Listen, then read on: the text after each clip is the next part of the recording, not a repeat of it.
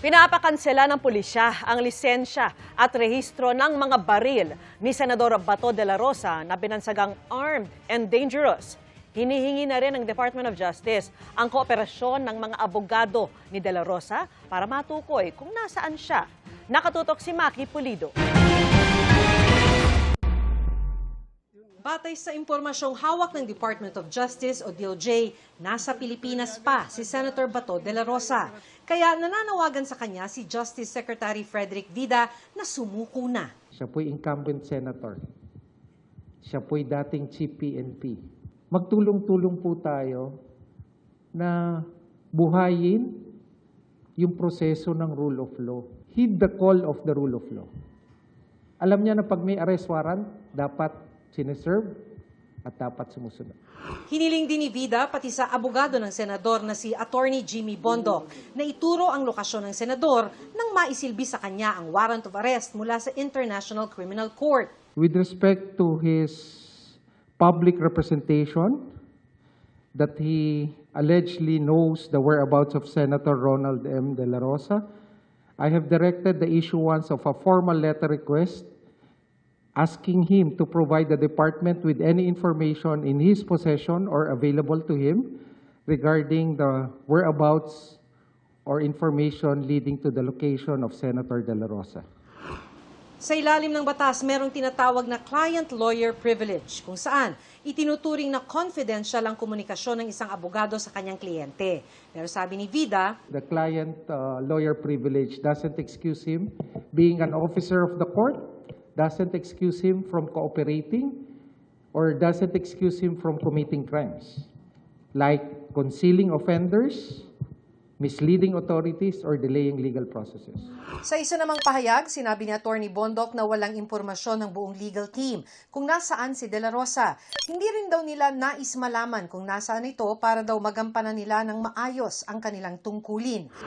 Ayon sa NBI, itinuturing ang tinawag nitong puganteng senador bilang armed and dangerous. Kanina, inirekomenda na ng Firearms and Explosives Office ng PNP ang kanselasyon ng lisensya at registration ng mga baril ni Senador De La Rosa.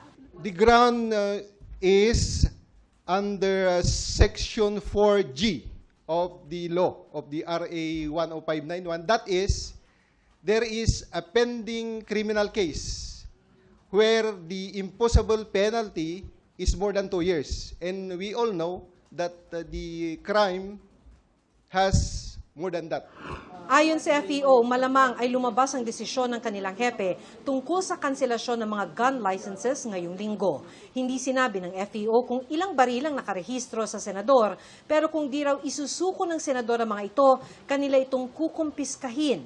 Kung sakali siya hindi niya i-surrender at hindi ko wala siya i-file, anong mangyayari sa The team coming from our FEO or CSG will proceed to the address given for the confiscation. Sa isa namang pahayag, sinabi ni Attorney Bondoc na walang kahit anong patunay na armed and dangerous ang kanyang kliyenteng senador. Matatandaang nawala si De La Rosa matapos ilabas ng Senado ni Senador Robin Padilla. Sabi ni Secretary Vida, hindi na nila ipatatawag si Padilla, pero pag-aaralan ng DOJ Special Panel of Prosecutors ang mga public statement nito. Ang dami niya nang inamin na ginawa niya. Based on these admissions, based on this factual milieu or factual circumstances, can we lead to a conclusion that he or a person is probably guilty of a particular crime. Hindi naman po lagi kailangan tatanungin pa. Dahil may mga bagay factual na eh. Binuo ang Special Panel of Prosecutor para imbestigahan ang mga naganap sa Senado mula May 11 nang tangkaing arestuhin si De La Rosa hanggang 14 nang magtago siya. Nag-issue ang panel ng subpoena sa Office of the Senate Secretary, Commission on Audit at PNP Firearms and Explosives Office para sa inventaryo ng mga baril na inisyu sa mga opisyal at empleyado ng Senado. Maki Pulido, Nakatutok, 24 Oras.